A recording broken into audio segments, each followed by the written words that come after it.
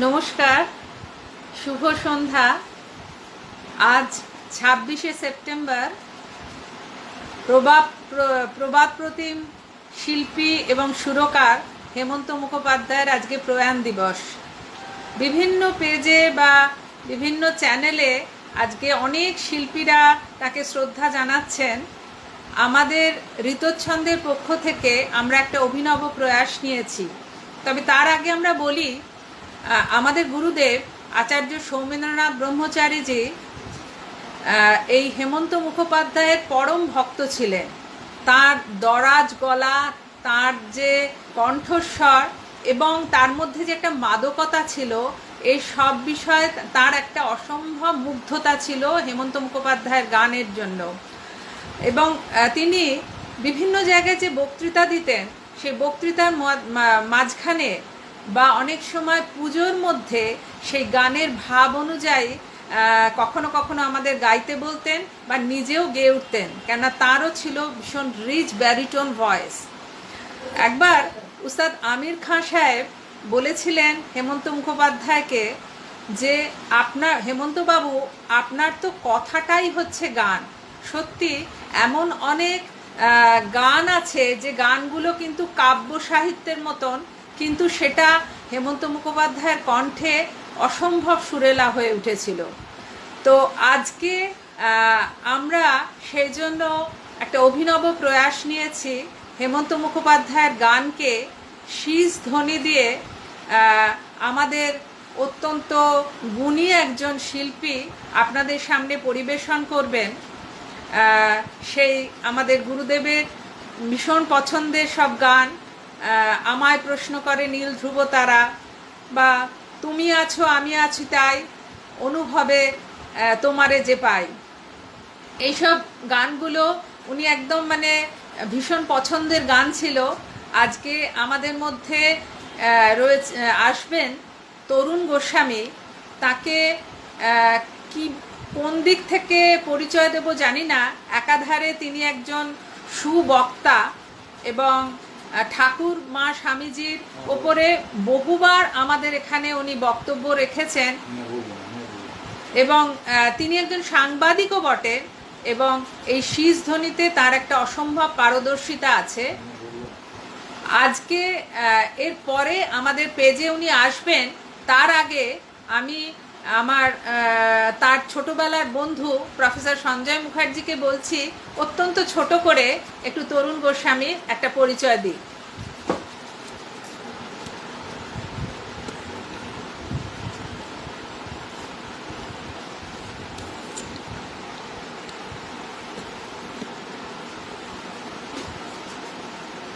নমস্কার, শুভ সন্ধ্যা।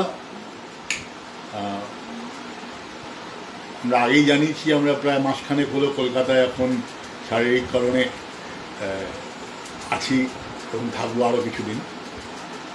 তো কাবেরী আমাকে যে দায়িত্ব দিয়েছে আমার বাল্যবন্ধু তরুণ গোস্বামীকে আপনাদের সাথে পরিচয় করিয়ে দেওয়ার। যারা ইতচ্ছন্দে অনুষ্ঠান আগে দেখেছেন তারা সবাই তরুণকে চেনেন, সুতরাং খুব বেশি করে তরুণ সম্বন্ধে বলার কিন্তু আমাদের অবকাশ নেই।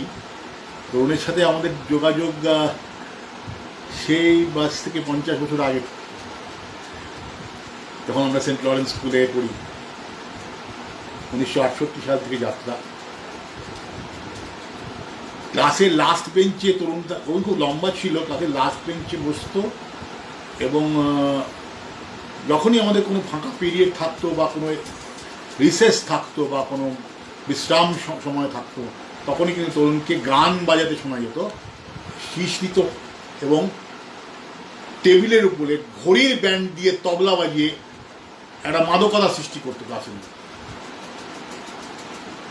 তো সে টিচার্স ডেই হোক বা অন্য অনুষ্ঠানই হোক, তরুণের সেই শীষ দিয়ে তবলা বাজিয়ে গান অনুষ্ঠান, তার সাথে অনেকেরই তার সাথে উদ্যান নৃত্য, আপনারা জানেন স্কুলের ছোটো বয়সে ক্লাস 7, 8 ইত্যাদি। তো সেই সময় থেকে তরুণের সেই স্মৃতি আমাদের মধ্যে রেখে আছে। তরুণের যে অন্য পরিচয়গুলি কাবেরী বললো, সেগুলো তো আপনারা অনেকে শুনেছেন হয়তো, যারা তার বক্তৃতা তারা জানেন।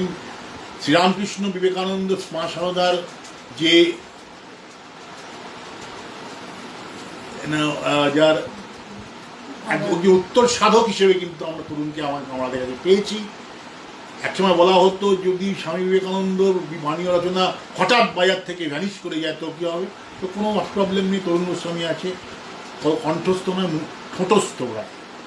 তো সেই তরুণ অত্যন্ত সুবক্তা, একজন বাগ্মী, ঠাকুরমা স্বামীজির উপরে তার প্রচুর বক্তৃতা বহুকাল ধরে মানুষকে অনুপ্রাণিত করে আসছে।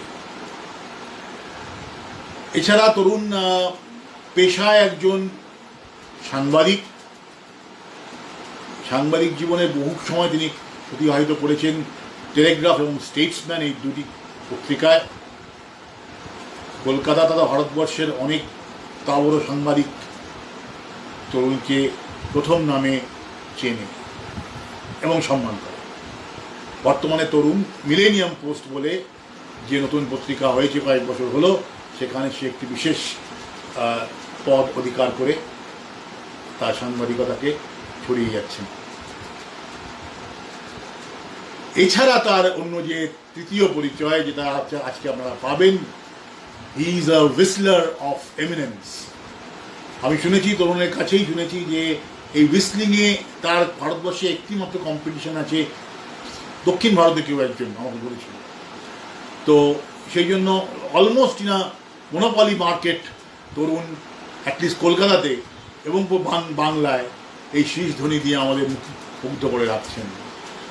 এটা শুধু হেমন্ত মুখোপাধ্যায়ের গানের জন্য নয়, কখনো উত্তম কুমার, কখনো সত্যজিৎ রায়, কখনো হেমন্ত, কখনো ঠাকুরমা স্বামীজির গান, ভক্তিগীতি। রামকৃষ্ণ মিশনে গোলপার্কে পরপর ভক্তিগীতি শীষ দিয়ে গিয়ে এসছে তরুণ। তো সেই তরুণকে আমরা আজকে পাবো আপনাদের কাছে পেশ করার জন্য। আমরা কৃতজ্ঞ, আমরা ধন্য। তরুণ আপনাদের কাছে আসছেন শীষ ধ্বনি দিয়ে প্রবাদ প্রতিম শিল্পী ও সুরকার হেমন্ত মুখোপাধ্যায়কে শ্রদ্ধা জ্ঞাপন। মাঝে মাঝে আশা করি তরুণ যেহেতু সেই পাড়ায় থাকতো এবং থাকে, এখনো থাকে, শ্যামানন্দ রোড, ভবানীপুর, যেখানে আর কি পাশাপাশি কিছু কয়েকটি বাড়ির মধ্যেই একদিকে উত্তম কুমার, একদিকে সিদ্ধার্থ শঙ্কর রায়, বাবার বন্ধু সত্যজিৎ রায়, হেমন্ত, আশেপাশেই সবাই বিরাজ করতেন। তাই কিছু গল্প নিশ্চয়ই আমাদের পাওয়া যাবে। আর কথা বাড়াবো না।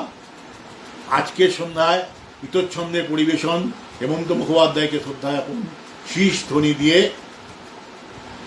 আমাদের শ্রদ্ধেয় বরেণ্য ভালোবাসার মানুষ শিল্পী তরুণ গোস্বামী। নমস্কার। আমি আপনাদের কাছে আর একটা ছোট্ট তথ্য দিই।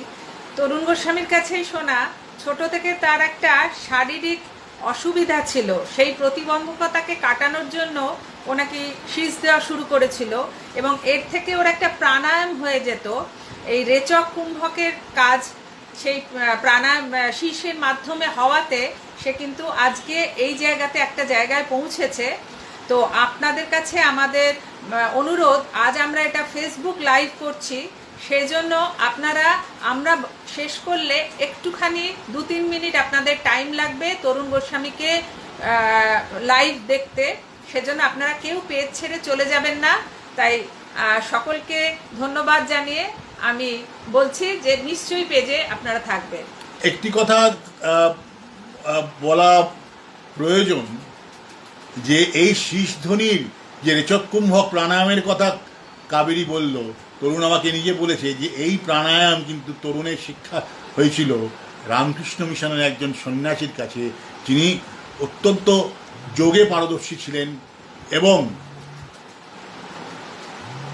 এই শিক্ষাটা রেচক কুম্ভকের মাধ্যমে তরুণকে দিয়ে গেছেন, যা আজকে তরুণের কাছ থেকে আমরা সবাই পেয়ে আমরা ধন্য হচ্ছে, আনন্দিত হচ্ছে। নমস্কার। নমস্কার। প্রথমেই ঋতুছন্দের প্রফেসর সঞ্জয় মুখার্জি, আমার ছোটোবেলাকার বন্ধু, এবং শ্রী কাবেরী, ওদের কাছে আমার কৃতজ্ঞতা জানাই আমাকে সুযোগ করে দেওয়ার জন্য। শীষধ্বনি আমাদের দেশে এখনও টিটকিরির নামান্তর, তাই একটি অসাধারণ আর্ট জনপ্রিয়তা এখনও পায়নি। আমি বলার সময় এই শীষটা আসলে কী সেটা একটু বোঝাবো আপনাদের, একটু বলবো। হেমন্ত মুখার্জি আমার পিতৃদেবের বন্ধু ছিলেন, একসঙ্গে মিত্র স্কুলে পড়াশোনা করেছেন এবং হেমন্ত মুখার্জি দিন যাদবপুর ইউনিভার্সিটিতে ভর্তি হতে যান, আমার বাবার সাথে গিয়েছিলেন। হেমন্ত মুখার্জির অসাধারণ গলা শুধু বলার অপেক্ষা রাখে না। আমাকে মান্না দে বলতেন যে তুমি আমার জন্য ঈশ্বরের কাছে প্রার্থনা করো আমি সামনের বার যদি পৃথিবীতে আসি যেন উত্তমবাবুর মতো আমাকে দেখতে হয় আর হেমন্তবাবুর মতো গলা হয়। আমি অনেক কটি গান বাজাবো। এইখানে আমি গভীর কৃতজ্ঞতা জানাই আমার বন্ধু বিখ্যাত মিউজিশিয়ান শাওলি সেনকে। ও ছাড়া এসব হতো না, কারণ আমি এগুলো কিচ্ছু জানি না। ওর বাড়িতে বসেই এটি করছি এবং যে মিউজিক ট্র্যাক আমরা ব্যবহার করব সেটি আমার ফাংশনের মিউজিক ট্র্যাক। এই সব কৃতিত্ব হচ্ছে শাওলির এবং ওর ছেলে সূর্যর।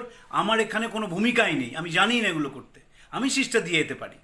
এটাকে আরও সুন্দর করার জন্যে তার মিউজিক পার্টও থাকছে এবং অরিজিনাল মিউজিক পার্ট যেরকম যেরকম গানে রয়েছে সেরকম থাকবে। হেমন্ত মুখার্জি সম্বন্ধে অমিতাভ চৌধুরী একটি অসাধারণ কবিতা লিখেছিলেন, সেটি বলে, কবিতা নয় ছড়া, সেটি বলে আমরা অনুষ্ঠানে চলে যাব। অনেক আগে যেমন ছিলেন এখন আছেন তেমন তো, বাংলাদেশের মনের মানুষ গানের রাজা হেমন্ত। হাত গোটানো শার্ট ও ধুতি একই রকম বসন্ত, নাম হেমন্ত হলে কি হয় কণ্ঠে চির বসন্ত। আমি শুরু করব মন নিয়ে ছায়াছবির একটি গান নিয়ে। মন নিয়ে একটি অসাধারণ সিনেমা হয়েছিল, উত্তম কুমার সুপ্রিয়া দেবী ছিলেন। হেমন্ত মুখার্জির একটি গান খুব জনপ্রিয় হয়েছিল, ওগো কাজল নয়না হরিণী। আমি সেইটি দিয়ে আমার অনুষ্ঠানটি শুরু করছি। প্রথম গানটি ওগো কাজল নয়না হরিণী।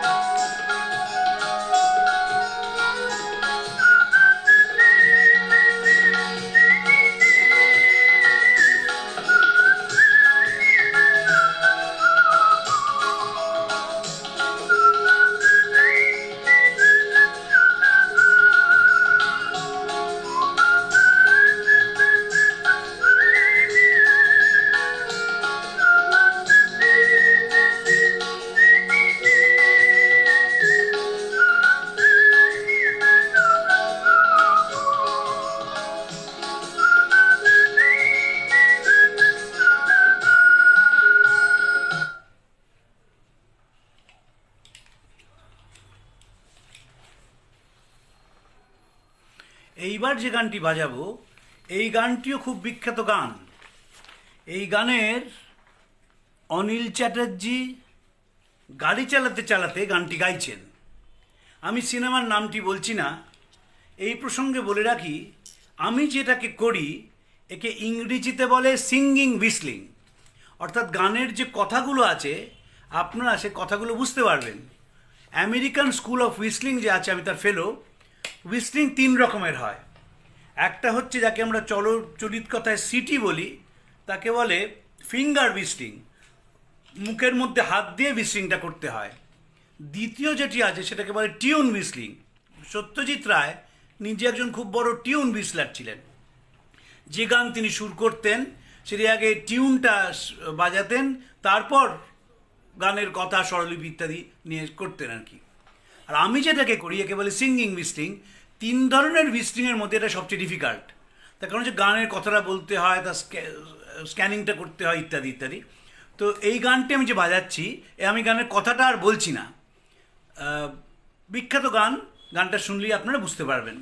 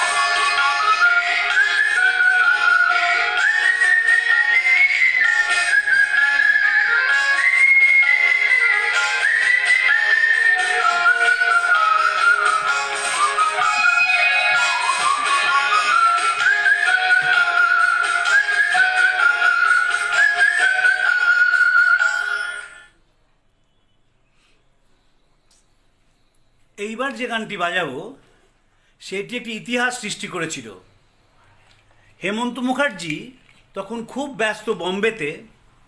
ওর কাছে খবর গেল যে কলকাতায় একটি সিনেমা হবে, সেই সিনেমায় উত্তম কুমার হবেন হিরো। ওকে এই গানটি গাওয়ার জন্য বলা হলো। হেমন্ত কাকু আমাকে পরে বলেছেন, যখন সিনেমাটি রিলিজ করলো তারপর অনেকেই মনে করলেন যে হেমন্ত মুখার্জি এবং উত্তম কুমার হচ্ছেন 2 সহোদর ভাই। সাপমোচন ছায়াছবির বিখ্যাত গান সুরের আকাশে তুমি যে সুখ তারা, এইটি আমি এবার বাজাবো, আপনারা শুনবেন। এই গান শিশে করা খুব কঠিন, কারণ এই গানের একটা প্যাথস আছে, এর একটা গ্রামার আছে, একটা ইমোশন আছে। শীষ তো কথা নয়, ফলে কথায় হাওয়ায় সেই ইমোশনটা আনতে হয়। আমি একটু এক্সপ্লেন করব পরে যে কিভাবে এই শীষটা হয়। শুধু একটা কথা এইখানে বলি, আমার যে শীষের ইন্সপিরেশন, সেখানেও স্বামী বিবেকানন্দ। তিনি অসাধারণ শীষ দিয়ে গান করতেন। তার জ্যাঠতো দাদা সেই যুগের সবচেয়ে বড় ক্ল্যারিওনেট বাদক ছিলেন, তার নাম অমৃতলাল দত্ত, হবু দত্ত। তো তাঁর আত্মজীবনীতে আছে যে বেনি ওস্তাদ মানে বেনি মাধব সর্বাধিকারী, তিনি চৈতন্য লীলার সুরকার ছিলেন, তিনি গান করতেন, উনি ক্ল্যারিনেট বাজাতেন এবং কলেজ থেকে ফিরে নরেন্দ্রনাথ দীর্ঘক্ষণ শীষ দিয়ে গান গাইতেন। স্বামী যখন একবারই গিয়েছিলেন মায়াবতীতে, মিসেস সেভিয়ারকে বলেছিলেন, আমার ইচ্ছা ছোটোবেলাকার মতো কবিতা লিখে আর শীষ দিয়ে গান গাই। বাল্টিমোরে যখন স্বামীজি আছেন, তখন একজন সাংবাদিক এসেছিলেন, তার মন খুব খারাপ। স্বামীজিকে বলাতে স্বামীজি শীষ দিয়ে কতগুলো গান শুনিয়েছিলেন। কী গান শুনিয়েছিলেন জানা যায় না। সেই লোকটি জিজ্ঞেস করেছিল, আপনি যে বাজাচ্ছেন এ তো আমেরিকান ডেজ বা জিঙ্গলস না, তবে কি? স্বামীজি বললেন, তোমার তো মন ভালো হয়ে গেছে, তাহলেই হলো। পরের দিন বাল্টিমোরের খবরের কাগজ বেরোলো, a whistling monk from India has arrived. Vivekananda ছাড়া দ্বিতীয় কোনো ব্যক্তি এই শিরোপা পাননি আমি যতদূর জানি। A whistling monk from India has arrived. এবং এই শীষকেও তিনি জনপ্রিয় করেছিলেন।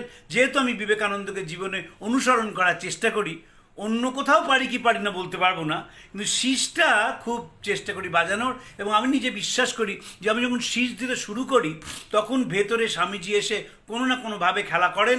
না করলে এই গানের মাইনিউট ডিটেলসগুলো শীষ দিয়ে করা সম্ভব নয়।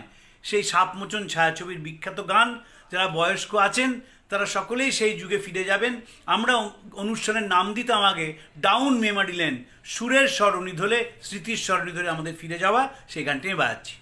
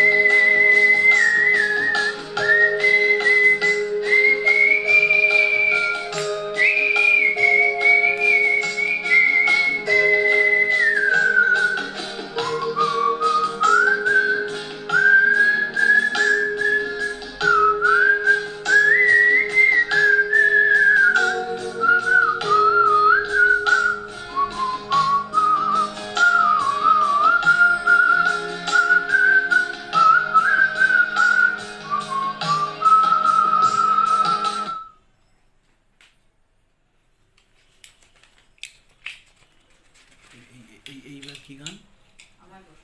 গায়ের বধূ না, আমায় প্রশ্ন করে।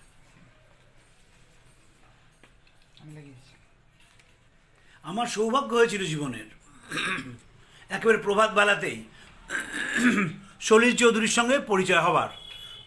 সলিলদা শিখতে পারতেন না, কিন্তু বলেছিলেন যে এটা একটা বড় ফর্ম অফ আর্ট, তুই চালিয়ে যাস। সেই অনুপ্রেরণা পেয়েছিলাম তার থেকে। আমি এই গানটা সম্বন্ধে সলিলদাকে জিজ্ঞেস করেছিলাম যে এই গানটা আপনি লিখলেন কেন। বলেন, দেখ তখন সব টাকা ফুরিয়ে গেছে এবং আমাকে যে হোটেলে আছি সে হোটেলের মালিক বলেছেন ঘরটি ছেড়ে দিতে হবে। তো তখন মানুষ সলিল চৌধুরী, কবি সলিল চৌধুরীকে জিজ্ঞেস করছে, আমায় প্রশ্ন করে নীল ধ্রুব তারা, আর কত কাল আমি রব দিশাহারা। জবাব কিছুই তার দিতে পারি নাই, শুধু পথ খুঁজে খুঁজে হলো এই জীবন সারা। এই গানটি শ্রী শ্রী সৌমেন্দ্রনাথ ব্রহ্মচারীজির খুব প্রিয় ছিল। আমার সৌভাগ্য যে তিনি আমার ভিজিটিং শো এসেছিলেন, বসেছিলেন, গান শুনেছিলেন পুরো, এবং কিছু কিছু অ্যাডভাইস দিয়েছিলেন যেটা আমি পরে ফলো করেছিলাম। উনি বলেছিলেন, দেখো যদি শীষ দিতে হয়, আমি তখন হিন্দি গান বাজাতাম না, তোমাকে ন্যাশনাল হতে হবে এবং ইন্টারন্যাশনাল হতে হবে। আমি তারপর হিন্দি গান বাজাতে শুরু করি, আমি আজকেও কয়েকটা হিন্দি গান বাজাবো। আমি ইংরেজি গান বাজাতে শুরু করি এবং পুরোটাই ছিল ব্রহ্মচারীজির অনুপ্রেরণা। এখন আমি সলিলদার সেই বিখ্যাত গান বাজাচ্ছি বা গাইছি। আমি যেহেতু বাজানো বললেই আমেরিকান স্কুল অফ ভিজিটিংয়ের লিন্ডা হ্যামিল্টন তিনি প্রতিবাদ করে বলেন, never say that you play the tune, say you sing the song. তো সলিলদার গান বাজাচ্ছে। আমি সলিলদাকে জিজ্ঞেস করেছিলাম যে আপনি ভগবান দেখেছেন? বলছে, হ্যাঁ দেখেছি, কেন ভগবান দেখব না, হেমন্তই তো ভগবান। তো এই যে হেমন্ত মুখার্জি এবং সলিল চৌধুরীর কম্বিনেশন, তার বেশ কয়েকটি গান আমি বাজাবো।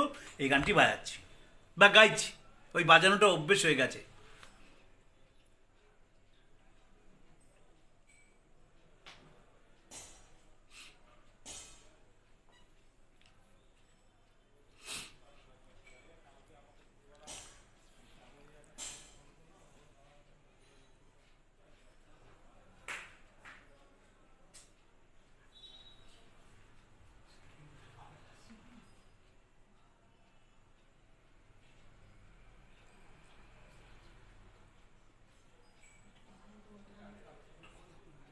হ্যাঁ, সলিল চৌধুরীর এই গানটি একটি অনবদ্য সৃষ্টি।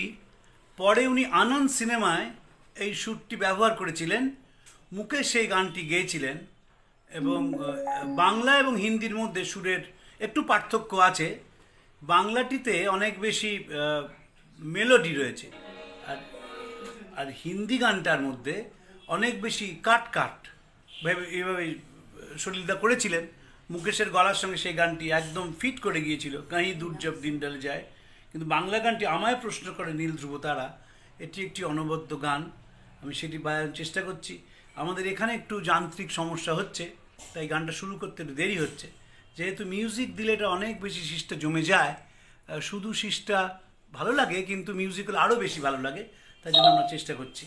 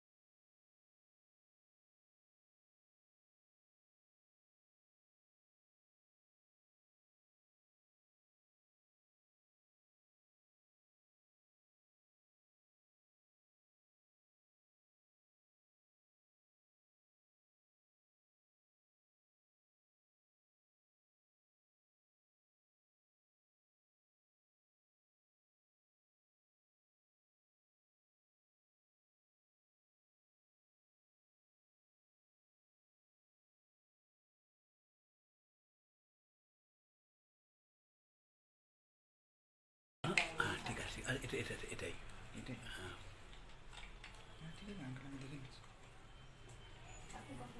এইবার একটা ইম্পসিবল গান বাজাবো। যতদিন আধুনিক বাংলা গান থাকবে এই গানটি প্রথম 3টে গানের মধ্যে একটা হয়ে থাকবে। সলিলদার লেখা এবং সুর দেওয়া, হেমন্ত মুখার্জির গাওয়া। এই গানের গাওয়ার চেষ্টা কেউ করলো না, সব গান হেমন্ত মুখার্জি চেষ্টা করেছে। মানে শোনো একদিনে অনেকে গেয়েছেন, শুনেছি, কিন্তু এই গানটি কেউ চেষ্টা করলো না।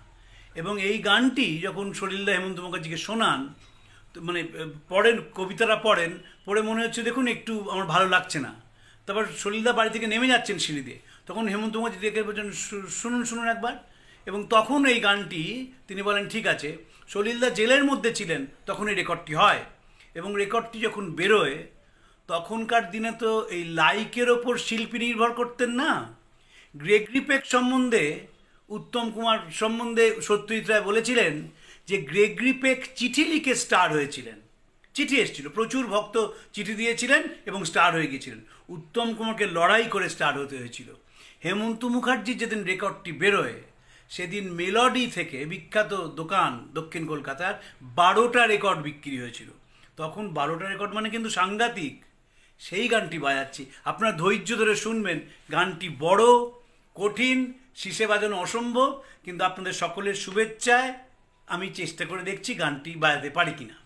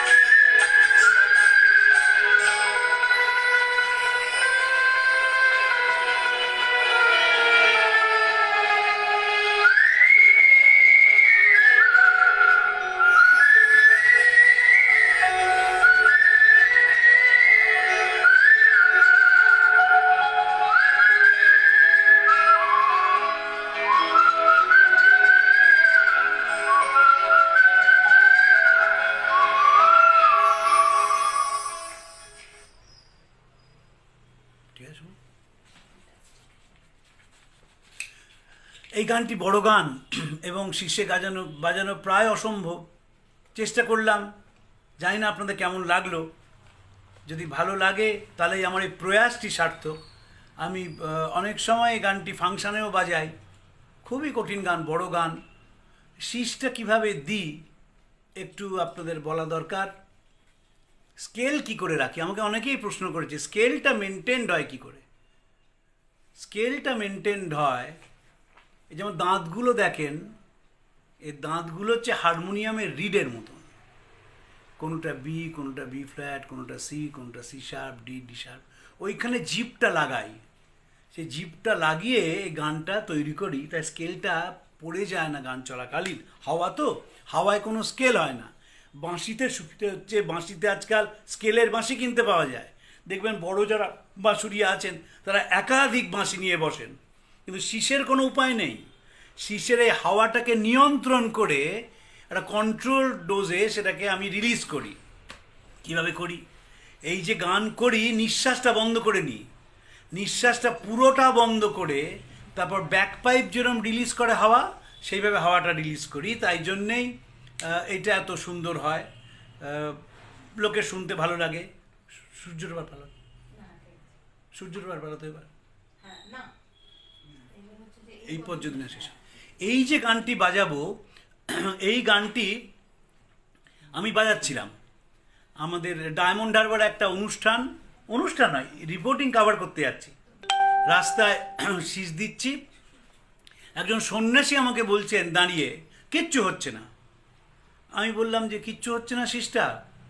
বললেন যেভাবে শীষ দিচ্ছ লাংস ফেটে মারা যাবে কয়েকদিন পরে। আমি তোমাকে ক্রিয়াযোগ শিখিয়ে দিচ্ছি, ক্রিয়াযোগের মধ্যে দিয়ে কী করে শীষ দিতে হয় সেটা শিখিয়ে দিচ্ছি। তিনি ওই শ্যামাচরণ লাহিড়ীর যে প্রতিষ্ঠান রয়েছে সরিষাতে, তিনি তার সেক্রেটারি, শিখিয়ে দিয়েছিলেন এবং সেইভাবে এখনও শীষ দিই। একটি বিখ্যাত গান আমি বাজাচ্ছি এখন। এই গানটার একটা ব্যাকগ্রাউন্ড আছে, বুঝলেন? আমি দক্ষিণ কলকাতার ছেলে। দক্ষিণ কলকাতার সত্যদার একটা মোটর সাইকেল গ্যারাজ রয়েছে। সেইখানে একদিন বুড়োদা মানে তরুণ কুমার এসে বললেন সত্যদাকে, দেখ দাদা বাইক চালানো শিখবে, তোকে শিখিয়ে দিতে হবে। উত্তম কুমার সকালবেলায় বাইক চালানো শিখতে গেলেন, বাইক চালানো তার তৈরি হয়ে গেল। তারপর যেদিন শুটিং হবে সেদিন অজয় কর বললেন যে না তুমি বাইকটা চালিও না, বাইক চালাতে যদি পড়ে টড়ে যাও মুশকিল হবে, আমি অন্যভাবে করছি। যখন ছবিটা লং শট হচ্ছে তখন দুজন অ্যাংলো ইন্ডিয়ান ছেলে মেয়েকে তিনি করলেন, আর যখন ক্লোজে তখন সুচিত্রা সেন এবং উত্তম কুমার দুটি মোড়ায় বসে আছেন এবং উত্তম কুমারের হাতে সেই খালি মোটর সাইকেলের হ্যান্ডেলটা ধরা। তারপর যখন শুটিংটা হয়ে গেল তখন সবাই হাঁ করে উঠলেন যে আরে এ তো অদ্ভুত হয়েছে, আলো কম। দুজনের মুখে আলো কম, ডিফারেন্সটা বোঝা যাচ্ছে, ওখানে আবার ডিটেক্ট করো। তখন অজয়কর ছিলেন পরিচালক, তিনি বললেন যে কোনো দরকার নেই, মঞ্চে উত্তম সুচিত্রা আর গায়ক হেমন্ত সন্ধ্যা, ফলে কেউ এ দেখতে আসবে না আলো কম না আলো বেশি, এইভাবেই হবে। সেইভাবেই হয়েছিল। যুগান্তকারী একটি গান, এর ইতিহাস সৃষ্টি করেছিল সপ্তপদী ছায়াছবির এই পথ যদি না শেষ হয়।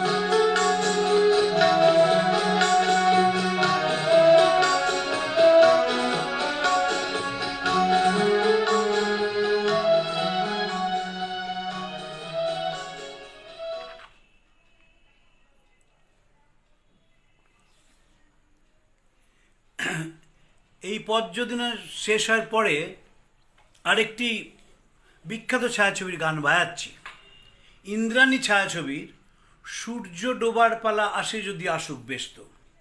এটি একটি অসাধারণ গান, সেই গানটি বাজাচ্ছি বা গাইছি, অ্যাজ ইউ পুট ইট। অসাধারণ গান, যেমনি ছায়াছবি তেমনি অভিনয় তেমনি গান। কত বছর হয়ে গেছে, 61 সালের ছায়াছবি, এখনও দেখলে মনে হয় যে টেলিভিশনের সামনে থেকে সরে যাব না।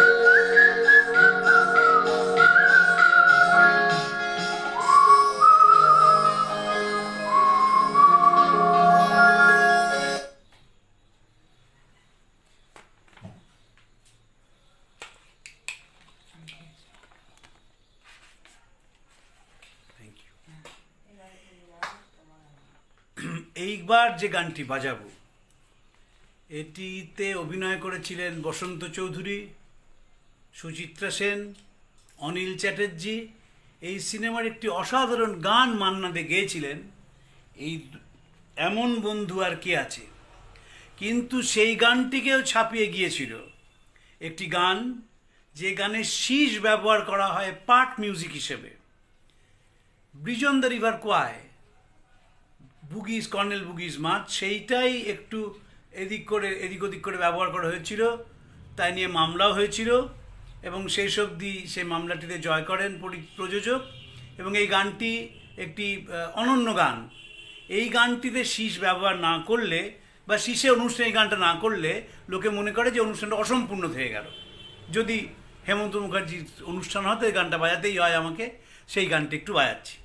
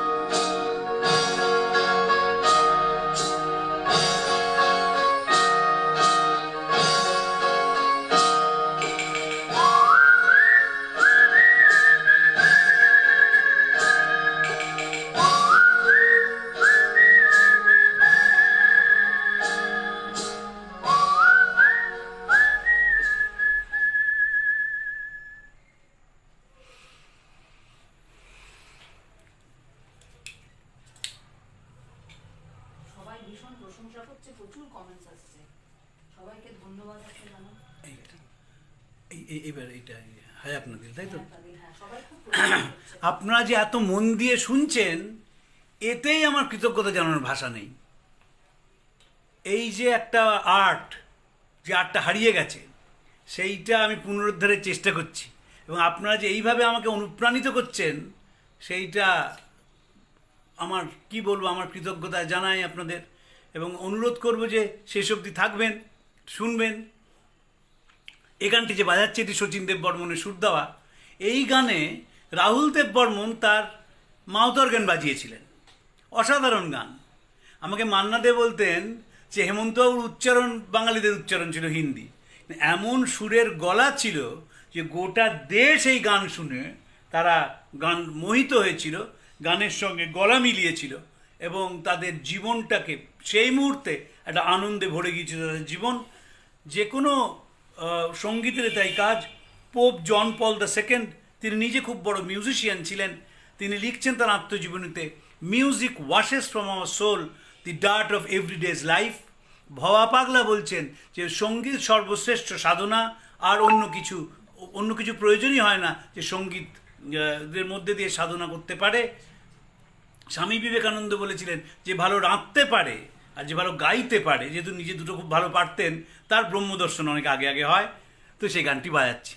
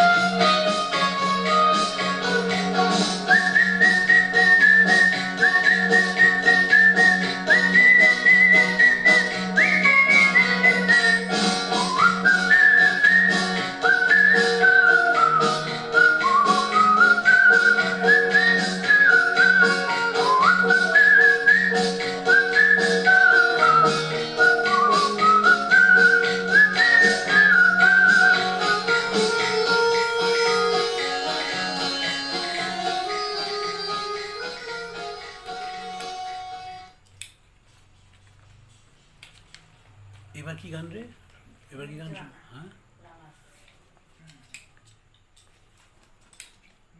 আপনি শেখান কিনা জিজ্ঞেস করছেন। বলে মিউজিক্যাল চলছে শেখায়, না, জিজ্ঞেস করেন। কেউ শিখে। ওখানে জিজ্ঞেস করছে, প্রশ্ন করছে। এইবার যে গানটা বাজাবো, একটু জল টল খেয়ে প্রস্তুত হয়ে বাজাই। বাংলা গানের, আধুনিক বাংলা গানের এটা আমার মনে হয় টাফেস্ট গান।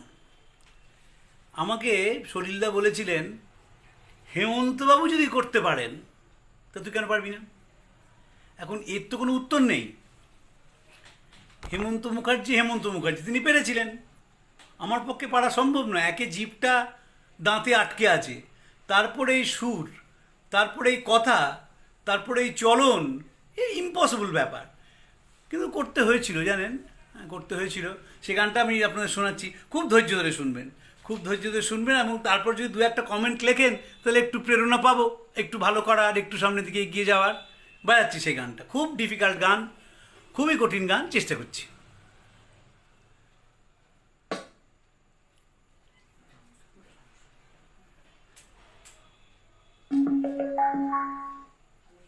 খুব ডিফিকাল্ট।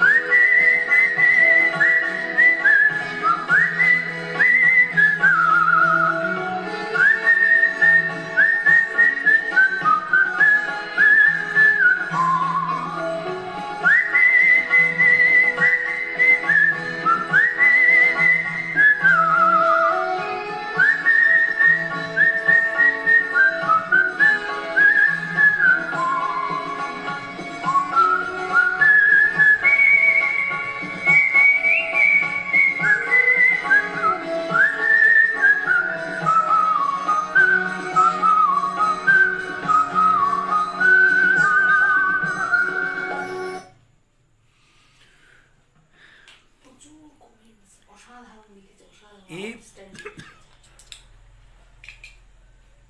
অসম্ভব জিনিসকে সম্ভব করে। প্রায় একটা অসম্ভব গান বাজানো চেষ্টা করা আর কি, কিরম হলো বলতে পারবো না। প্রচুর প্রশংসা এসছে।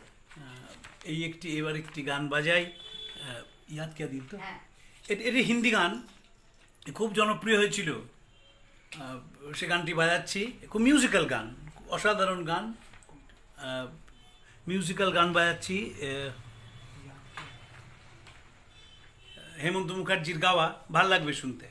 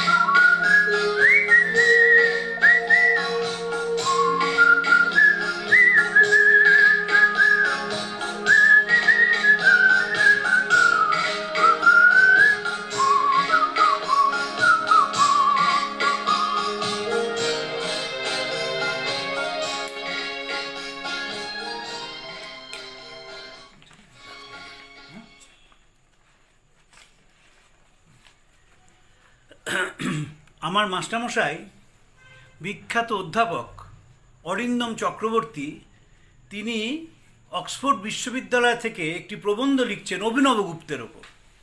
এবং একদিন স্যার ফোন করেছিলেন, বলছেন অভিনব গুপ্তের যে চিকিৎসা বিজ্ঞান রয়েছে, চিকিৎসা শাস্ত্র রয়েছে, চিকিৎসা দর্শন রয়েছে, তার মধ্যে এই হাওয়ার কথা বলা আছে। বলা হয় প্রাণের গতি একবারে মূলাধার স্বাধিষ্ঠান মণিপুর অনাহত বিশুদ্ধ আজ্ঞা সহস্রারে গিয়ে বিশ্ব চরাচরের সঙ্গে মিলেমিশে এক হয়ে যায়। সঙ্গীত সাধনা হচ্ছে যখন এই সারেগামা পাদানি যখন গলার পর্দা ওপরে ওঠে, তখন এই প্রাণের বায়ুটি ওপরে উঠতে শুরু করে এবং যখন সে নিতে গিয়ে সাতে গিয়ে পৌঁছায় চড়া সাতে, তখন সে বিশ্ব চরাচরের সঙ্গে এক হয়ে যায়। এই রকম স্যার বলছিলেন যে অভিনব গুপ্তের সেই চিকিৎসা শাস্ত্রে এই হাওয়ার নিয়ন্ত্রণের কথা বলা আছে, শীষ বলা নেই কিন্তু হাওয়ার নিয়ন্ত্রণের কথা বলা আছে। আমাকে একজন ব্রিটিশ হুইসলার বলেছিলেন যে হুইসলিং আর ফ্লুটের তফাৎ হচ্ছে flute is always very dry, কিন্তু হুইসলিংটা যেহেতু নিজের শরীরের মধ্যে থেকে সুরটা বেরোয়, এর মধ্যে একটা ওয়াটার কন্টেন্ট থাকে। এই ওয়াটার কন্টেন্ট থাকে বলে শীষ এত শ্রুতিমধুর হয়, শীষ এত মেলোডিয়াস হয়, ওই ওয়াটার কন্টেন্ট আছে বলে। এবং শরীরটাকে অসম্ভব ঠিক রাখতে হয়, লাংসটাকে অসম্ভব ঠিক রাখতে হয়। যখন করোনা হলো আমি মাথায় ওই হেলমেটও পরতাম না, হাতে গ্লাভসও পরতাম না, স্যানিটাইজার দিয়ে হাতও ধুতাম না, শুধু মাস্ক পরতাম, এখনও পরি। তো আমাকে সবাই বলতো যে তুমি এই অ্যাসাইনমেন্ট করতে বেরোচ্ছ, করোনার ভয় লাগে না? আর আমি ঘন্টাখানেক যে সকালে এই শীষ অভ্যেস করি, ও করোনার বাবার কিছু করার ক্ষমতা নেই আমাকে। এই যে হাওয়াটা বেরোচ্ছে, সঞ্জয় জানে আমার কীরকম অ্যাকিউট ব্রঙ্কাইটিস হতো, সেরোফ্লো নিতে হতো, শীতকালে প্রকোপ এত বাড়তো যে ডেরিফাইলিন ডেকাড্রন ইঞ্জেকশন নিতে হতো। আমার শরীরচর্চার গুরু ছিলেন কমল ভান্ডারী।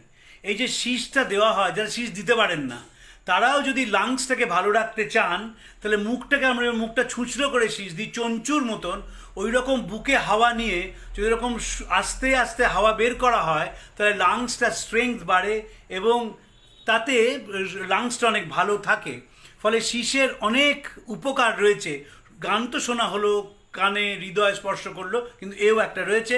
আমি সলিলদার গান দিয়ে আমার অনুষ্ঠানটি শেষ করব। অনেকক্ষণ বাজাচ্ছি এবং যেহেতু এতক্ষণ ফ্যান চলছে না, মনে হচ্ছে একটা ফুটবল ম্যাচ খেলে এসেছি। জামা ভিজে গেছে, কারণ ফ্যান চললে শব্দ হয়, আপনারা এফেক্টটা পেতেন না। আশা করি আপনাদের ভালো লাগলো। আমি শেষ গানটি বাজাচ্ছি, সলিলদার লেখা। এই গানের একটি বিখ্যাত লাইন হচ্ছে, কখনো পিঙ্গল কখন সবুজ, কখন বুঝি আর কখন অবুঝ। এই যে অপূর্ব গান সলিলদা লিখেছিলেন, সেইটি বাজিয়ে আজকে আমি অনুষ্ঠানটি শেষ করছি। আগাম আপনাদের শুভরাত্রি জানাই, আরেকবার ধন্যবাদ জানাই, কৃতজ্ঞতা জানাই যে আমার সঙ্গে থাকার জন্যে, গানগুলো মন দিয়ে শোনার জন্যে এবং তারপর আপনাদের মতামত দেবার জন্যে, যে মতামত আমার আগামী দিনের চলার সাথী আমাকে প্রাণিত করবে, আরও যাতে ভালো বাজাতে পারি সেদিকে আমাকে ঠেলে দেবে, চেষ্টা করবে। এটি একটি অসাধারণ আর্ট, ওল্ডেস্ট আর্ট। এই আর্টটিকে শুধু শেষ করার আগে দুটো কথা বলি। টার্কিতে একটা গ্রাম আছে, এই গ্রামে কেউ কথা বলে না, সবাই শীষ দেয়, শীষ দিয়ে কমিউনিকেট করে। 10,000 লোক রয়েছে। আমাদের আসামে এখানেও প্রায় 6,000 মানুষের একটি গ্রাম আছে, যে গ্রামে সবাই শীষ দিয়ে কথা বলে। মাদ্রিদ ইউনিভার্সিটিতে স্পেনে, সেখানে হুইসলিং পড়ানো হয়। নিউ ইয়র্ক ইউনিভার্সিটিতে মিউজিকের একটা পার্ট হচ্ছে হুইসলিং। আর আমেরিকান স্কুল অফ হুইসলিং হচ্ছে হুইসলিংয়ের আকর জায়গা। আমি তার ফেলোশিপ, খুব কঠিন পরীক্ষা দিয়ে তার ফেলোশিপ পেতে হয়। আমাদের দেশে দুর্ভাগ্য যে আমাদের দেশে এখনও লোকে মনে করে শীষটা টিটকিরি। যারা ছোট বাচ্চাদের শীষ দিতে দেখেন, আমার মা ভয়ানক রেগে যেতেন আমি শীষ দিলে ছোট বয়সে। এখনও তাই, বাবা মারা পছন্দ করে না যে বাচ্চারা শীষ দেয়। কিন্তু কারোর যদি নাতি নাতনি বা আত্মীয় স্বজনের কেউ শীষ দেয়, ছোট বাচ্চা, তারা যদি চেষ্টা করে, তারা অসম্ভব একটা ভালো মিউজিক্যাল স্কুল হতে পারে, হুইসলিংয়ের স্কুল, এবং সেটা যদি তৈরি করা যায় তাহলে অবশ্যই একটি বড় কাজ হবে। আমি সলিলদার গান দিয়ে আমার অনুষ্ঠানটি শেষ করছি।